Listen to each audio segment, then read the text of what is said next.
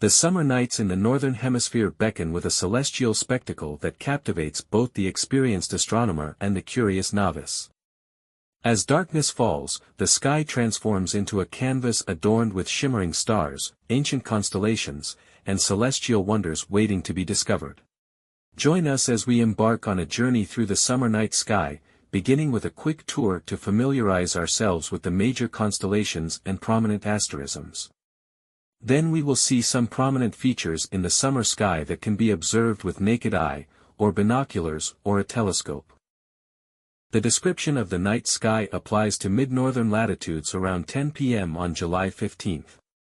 However, these celestial features can also be observed from different latitudes and on various dates. For example, on later dates, the viewing hour needs to be adjusted earlier to see the same sky. Or the south view of the sky appears more westward as the time progresses during the night. Additionally, if you are located farther south than our predetermined mid-latitudes, the southern view of the horizon will appear higher. For optimal observation, find a dark location far from city lights to avoid light pollution.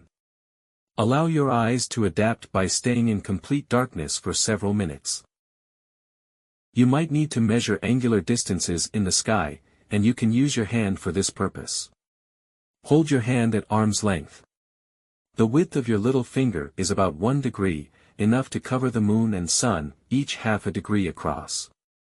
The width of the first 3 fingers side by side spans about 5 degrees. A closed fist is about 10 degrees. If you spread out your fingers, the distance from your little finger to your thumb covers about 25 degrees of sky. For instance, the distance from the first star of the Big Dipper to the North Star is 28 degrees. This distance equals an open hand and 3 little fingers. Let's uncover the wonders of the summer night sky together. Let's make a first quick tour to familiarize ourselves with the sky. Step 1. Locate the summer triangle. Look for 3 distinctively bright stars forming a large triangle overhead. Facing south, to your left, east, you'll see 3 prominent stars, Vega, Altair, and Deneb. These stars form the famous and easy-to-recognize asterism known as the summer triangle. Vega, the brightest of the 3, shines with a bluish hue high overhead and serves as a beacon in the sky as it is also the brightest star in our summer sky, and 5th overall. Altair, slightly dimmer, is the most eastward star. Deneb, the dimmest and farthest north, marks the apex of the Northern Cross asterism. Step 2. Identify the 3 constellations. Once you've located the summer triangle, you can identify the 3 constellations associated with its stars. Adjacent to Vega, Lyra features a distinctive parallelogram that represents the strings of the harp. Deneb anchors Cygnus, often depicted as the Northern Cross in the sky. Altair is the key star in the constellation Aquila, the eagle. Step 3. Spot the Big Dipper. Turn towards the north and look halfway up and a little westward for another familiar asterism, the Big Dipper, also known as the Plough. The Big Dipper is always visible year-round in many regions of the northern hemisphere, and its bright stars make it easy to find. It's useful for navigation and can help locate other asterisms. For instance, the summer triangle is located about 60 degrees away from the 2 stars in the Big Dipper's bowl that are closest to the handle. Step 4. Spot Arcturus and Boötes. Follow the curve of the Big Dipper's handle southward to find a bright orange star called Arcturus, which is part of the constellation Boötes the herdsman. Step 5. Move to Virgo. Continuing this route, arc to Arcturus and speed to Spica, westward to locate the brightest star in the constellation Virgo the Maiden. Step 6. Locate Scorpius the Scorpion. Start with Deneb and continue down the length of the Northern Cross. Travel right through the middle of the summer triangle and continue another 80 degrees south to find the prominent, brilliant red-orange star Antares in Scorpius the Scorpion. With its distinctive shape, Scorpius is perhaps the best-looking summer constellation. Step 7. Locate the teapot and the Milky Way. To the left of Scorpius, in the east, lies the teapot asterism in Sagittarius the Archer. The region just above the spout points toward the center of our galaxy, the Milky Way, revealing the densest part of our galactic home. Step 8. Find Hercules the hero. Draw an imaginary line from Deneb through Vega and slightly westward to locate the constellation Hercules the hero. Step 9. Find Ursa Major and Ursa Minor. Move northward again to locate the Big Dipper, which is part of Ursa Major, the Big Bear. Follow the two stars at the end of the Big Dipper's bowl, the pointers, to find Polaris, the North Star, 28 degrees away at the end of the handle of Ursa Minor, the Little Bear. Polaris is very near the celestial pole, but it's not as bright as many think. The north celestial pole represents the projection of Earth's pole onto the sky dome. Due to Earth's rotation, stars circling counterclockwise around the north celestial pole. There are stars near Polaris which, depending on your latitude, are always above the horizon and never rise or set. These constellations are called circumpolar. Polaris is close to, but not exactly at, the North Pole, about 0.7 degrees away. You can find north by locating Polaris and dropping a line straight down to the horizon. Where the line meets the horizon is due north. The altitude of the North Celestial Pole matches your latitude on Earth. At the North Pole, Polaris is directly overhead at the zenith. If you're at 45 degrees north latitude, Polaris will be 45 degrees above the horizon. Since ancient times, Ursa Major and Ursa Minor have been used for navigation to determine north and to find your latitude. Step 10. Locate Cassiopeia and Cepheus. Draw a line from the handle of the Big Dipper through Polaris across the pole to reach the distinct W shape of Cassiopeia. Follow the two bright stars on the western side of Cassiopeia to her husband, Cepheus, the king of the mythical kingdom of Ethiopia. It is located 15 degrees away. Cepheus looks very much like a stick figure drawing of a house, easily identifiable in the night sky. Step 11. Find Delphinus the dolphin. Just to the east of the Summer Triangle, you can locate Delphinus the dolphin, one of the smallest constellations in the sky, resembling its namesake. Its compact, dolphin-like shape makes it easy to spot and a delightful find in the summer sky. Step 12. See the Milky Way.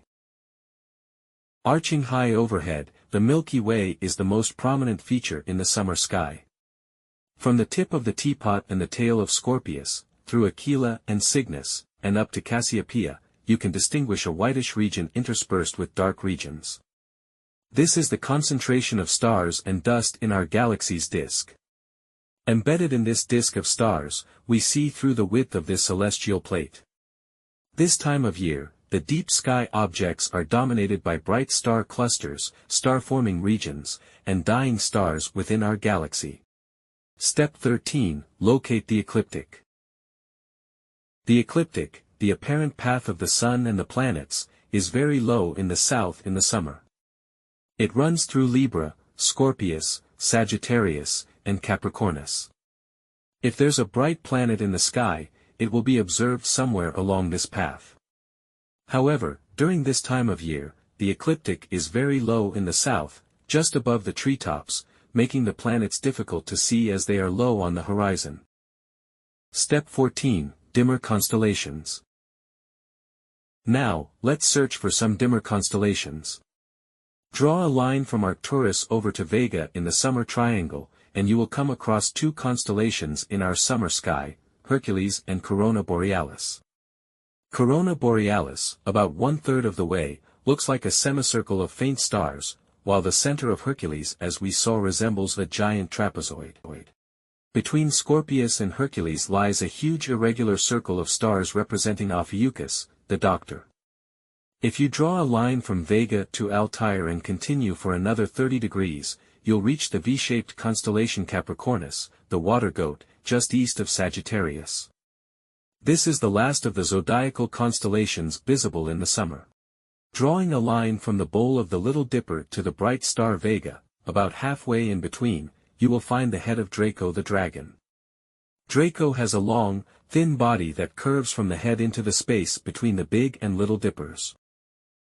Let's search in the constellations now for some interesting celestial objects that are visible. Let's go first in and around Ursa Major. First, we have the magnificent M51, also known as the Whirlpool Galaxy. Although M51 is officially in the constellation Canes Venatici, it is closely associated with Ursa Major. Located just southwest of Alcade, the N star in the handle of the Big Dipper, M51 is one of the best spiral galaxies visible from Earth, apart from Andromeda. This grand spiral galaxy is about 31 million light-years away and is known for its beautiful spiral arms, which are the result of its interaction with a companion galaxy. This interaction has distorted M51's disk, enhancing its spiral structure. Next, we have the spectacular M81 and M82 galaxy pair. These galaxies are easily visible together through a telescope at low magnification. M81, the larger of the two, is a spiral galaxy, while M82 is an irregular galaxy. Both are approximately 12 million light-years away. Unlike the well-formed spiral shape of M51, M82's irregular structure is due to the intense gravitational interaction with M81. This interaction has stripped gas from both galaxies, leading to remarkable features. M82, in particular, is a starburst galaxy, undergoing a tremendous rate of star formation, about 10 times higher than that of our Milky Way, where roughly one sun-like star forms per year. Cepheus. Cepheus is home to one of the most significant stars in astronomy, Delta Cephei. Located about 890 light-years away, Delta Cephei is a Cepheid variable star, a type of giant star that pulsates in brightness with incredible regularity. Every 5 days, 8 hours, 47 minutes, and 32 seconds, Delta Cephei's brightness oscillates from magnitude 3.5 to 4.3. A whole class of variable stars, called Cepheid variable stars, are named after Delta Cephei.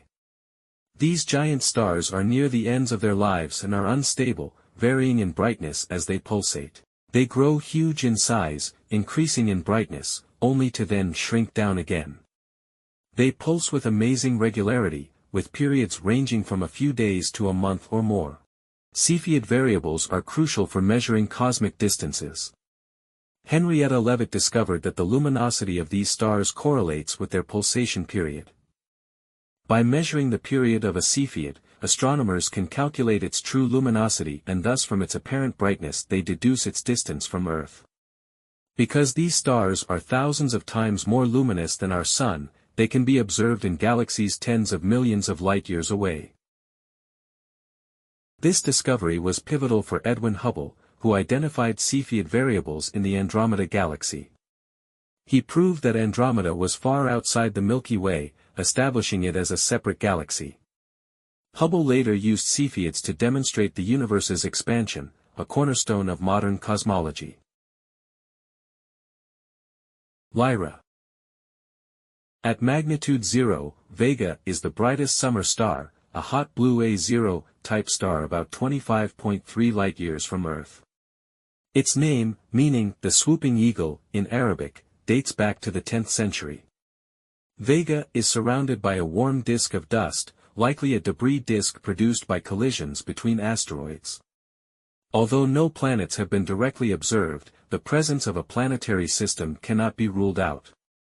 Vega rotates rapidly, once every 12.5 hours, distorting its shape and making its equatorial diameter 23% larger than its polar diameter. In comparison, our Sun rotates around its axis once every 27 days. With a declination of 38 degrees, 47 minutes, it passes straight overhead for those around 40 degrees north latitude and will be a prominent pole star in around 12,000 years due to the precession of the Earth. Near Vega is Epsilon Lyrae, the double-double star system. While those with excellent vision might see it as a double star, binoculars or a small telescope reveal it as two pairs of white stars. These stars, fainter than Vega and located about 160 light-years away, orbit each other with periods ranging from about 1,000 years for each pair to 500,000 years for the two pairs around each other. Between Beta and Gamma Lyrae lies the Ring Nebula, M57, the finest planetary nebula in the northern sky. It requires a small telescope to see and appears as a faint, ghostly smoke ring at higher magnifications. The Ring Nebula represents the final stage of a star like our Sun, which will quietly shed its outer layers to form such a nebula. This event is a reminder of our Sun's future transformation into a white dwarf surrounded by a planetary nebula, with its atoms eventually becoming part of the next generation of stars. This fate awaits the Sun around 6 billion years from now. Aquila. The next bright constellation in the summer triangle is Aquila the Eagle. Altair, the brightest star in Aquila, lies on the northeast side of a diamond shape that forms most of the eagle. The name Altair comes from Arabic, meaning the flying eagle or vulture. At 16.8 light-years away, Altair is the third closest of the first magnitude stars. In images of the summer sky, Altair can be seen on one side of the galaxy, with Vega on the other. Cygnus. Deneb, the third and least bright star of the summer triangle, forms the top of the northern cross. This cross ends in the star Albireo, near the center of the summer triangle. The long axis from Deneb to Albireo represents the body and neck of Cygnus the swan, with the shorter cross arms forming the wings. Deneb means tail in Arabic, fitting its position in the swan. Unlike Vega and Altair, Deneb is bright because it is highly luminous, not because it is close. While Vega and Altair are nearby and luminous, Deneb is 1,500 light-years away, yet nearly as bright as Altair. This means Deneb is incredibly luminous, at least 55,000 times more so than our Sun. If Deneb were as close as Vega, it would shine 15 times brighter than Venus, bright enough to cast shadows on Earth. Deneb is a blue supergiant with a radius 200 times that of our Sun, emitting in one night what our Sun emits in at least 150 years.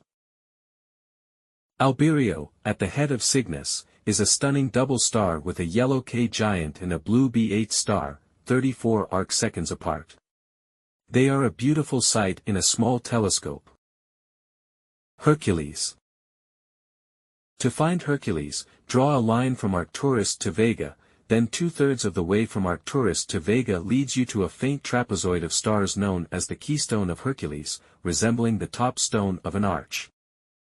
Hercules is famous for the Great Globular Cluster M13, also called the Hercules Cluster, located about 1/3 of the way from Eta to Zeta Herculis, just outside the keystone. Visible faintly with the naked eye under dark skies, M13 reveals many individual stars in telescopes of 8 inches or larger. It contains hundreds of thousands of stars, spans over 150 light-years, and lies approximately 25,000 light-years away from Earth. Another notable globular cluster in Hercules is M92, situated in the northern part of the constellation.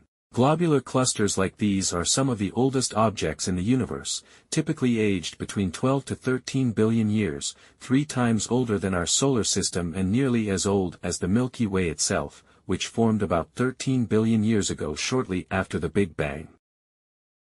Scorpius. Let's move to the southern sky, where the zodiacal constellations stretch just above the treetops at mid-northern latitudes. Scorpius, the scorpion, has the most distinctive shape, with 3 stars forming its claws and head, a long body, and a tail ending in a stinger.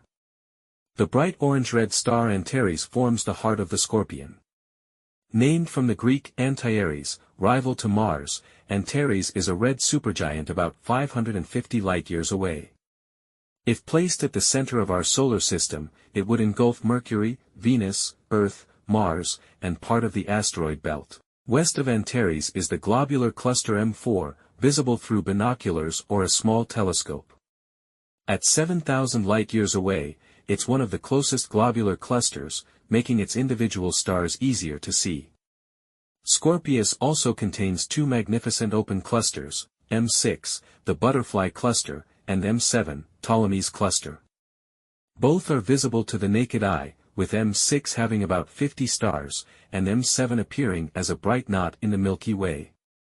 Near the boundary of Scorpius is 18 Scorpii, a near twin to our Sun in terms of mass, luminosity, age, and rotation period. Located 45.7 light-years away, 18 Scorpii offers a glimpse of what our Sun looks like from a modest distance. Ophiuchus.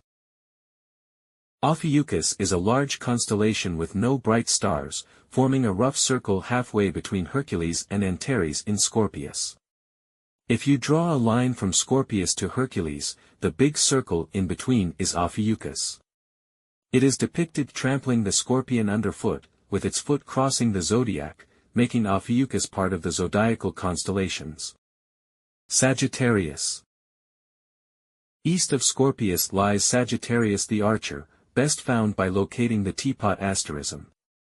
3 stars form the handle, 3 the top, and 2 the spout. The bright star clouds of the Milky Way resemble steam rising from the spout. Sagittarius is rich in celestial objects because it points toward the center of our Milky Way. This region is filled with giant star clouds, dark dust lanes, open clusters, globular clusters, and star-forming regions. Although it never rises very high in the sky for those at mid-northern latitudes, it offers spectacular sights. M8, the Lagoon Nebula, is the second-best star-forming region visible from the northern sky after the Orion Nebula. It appears split in half by a dark lane and is illuminated by a young, hot O5 star. M20, the Trifid Nebula, lies just north of M8 and is divided into 3 parts by dark lanes, giving it its name. 2 other nebulae in Sagittarius, M16 and M17, are also worth observing. M17, known as the Omega or Swan Nebula, has a glowing cloud shaped like a swan. M16 is known as the Eagle Nebula and is home to the famous Hubble Space Telescope image of the Pillars of Creation. Capricornus. Finally, we'll end with Capricornus, the last of the zodiacal constellations in this part of the sky. To locate Capricornus, draw a line from Vega to Altair and extend it for one more length. You'll find Capricornus as a large V-shaped constellation with a smaller, shallower V nested inside it, representing the sea goat with its head on the west and tail on the east. Capricornus contains several interesting deep sky objects. One of the notable ones is M30, a centrally condensed globular cluster of magnitude 7.5. Located about 30,000 light-years away, M30 has chains of stars extending to the north that are resolvable in small amateur telescopes. Additionally, Capricornus is home to the galaxy group HCG 87, which contains at least 3 galaxies located 400 million light-years from Earth. This group includes a large elliptical galaxy, a face-on spiral galaxy with high rates of star formation, and an edge-on spiral galaxy. The interaction among these galaxies is evident, with streams of stars and dust connecting them. Astronomers predict that these galaxies may eventually merge to form a giant elliptical galaxy. Capricornus offers a rich field of study for those interested in deep sky objects, despite its relatively faint appearance in the night sky. To see it clearly, you need to be near the equator or in mid-latitudes of the southern hemisphere. Perseid meteor shower. The Perseids are a prolific meteor shower associated with the comet Swift-Tuttle, visible from mid-July to late August. Named after the constellation Perseus, their radiant is near Cassiopeia and Camelopardalis. The Perseid cloud, composed of debris from Swift-Tuttle's 133-year orbit, stretches along the comet's path. Most particles are about 1,000 years old, with a younger dust filament from 1865 causing an early mini-peak before the main shower. The shower peaks between August 9th and 14th, with up to 60 meteors per hour, primarily visible in the northern hemisphere. The best viewing time is pre-dawn when more meteoroids are captured by Earth's forward-moving side. Meteors burn up at heights above 80 kilometers, 50 miles, producing long bright trails and occasional fireballs. The never-ending beauty and vastness of space continue to captivate our imaginations, reminding us of the boundless wonders that lie beyond our reach. As we gaze upon the constellations like Ursa Major and Ursa Minor, we are reminded of the knowledge passed down through generations, guiding explorers and sparking curiosity. In the grand scheme of the cosmos, we are but a small part of an infinite universe, a humbling reminder of our place within the celestial tapestry. Our quest for understanding only deepens our appreciation for the mysteries that space holds, inspiring us to look up and marvel at the stars.